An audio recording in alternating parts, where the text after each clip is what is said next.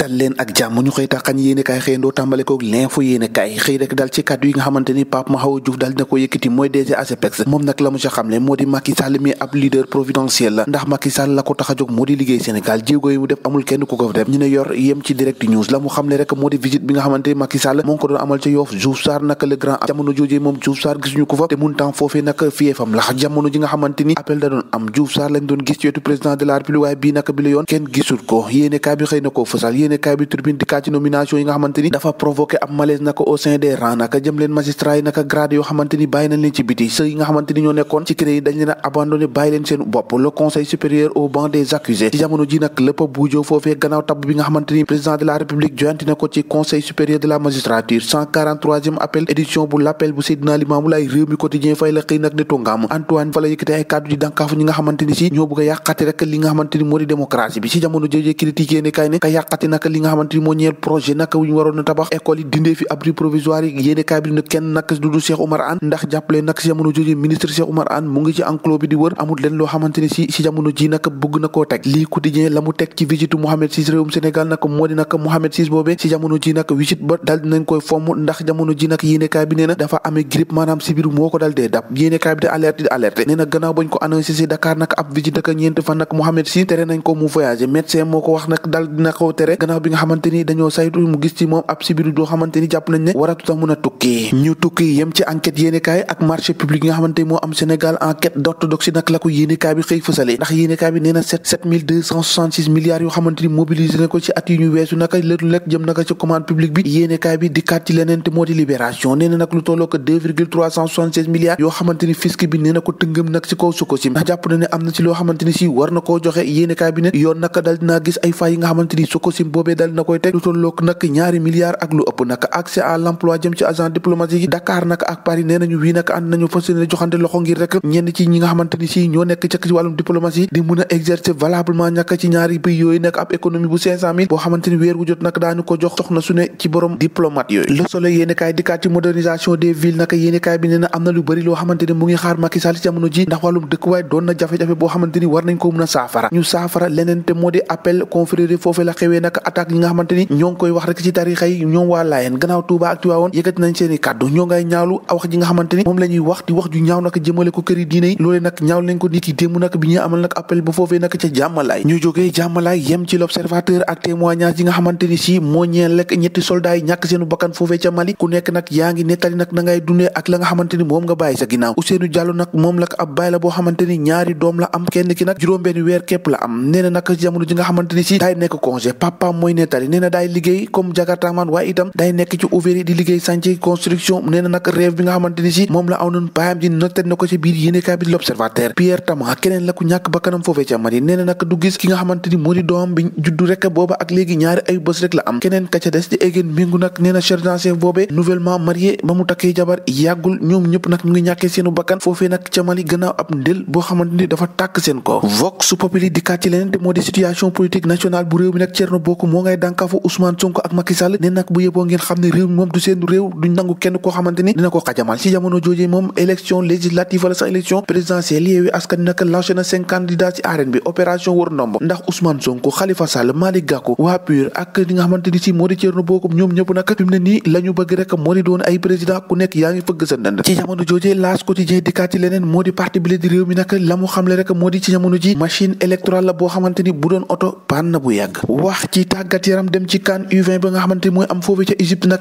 gayndeek Sénégal yi nga xamante ni ñoo di Malick Daaf ñoom dal dina koy def am nañu seen qualification nag gannaaw ba ñu jongante ñaari yoon nag dóor seen ñaaru match yi ni ki démb nag Mozambique la ñu jàpp wulli ko ba mu nooy ñetti bal ci dara ci jamono jooy ñoom Lions yi qualifié nañ ca quart de finale yi kii bëgg a qualifié gannaaw ñeenti succès yoo xamante ni si am na ko foofee ca Guédiawaye nag moom rëg-rëg la fi mu toll nii la mu bëgg rek moo di daan Sa Thiès ba noppi défier Lac de Guiers numéro 2 cey bii combat nar na neex de ñoo ko déggandoo jaa ngeen jëf ba ëllëg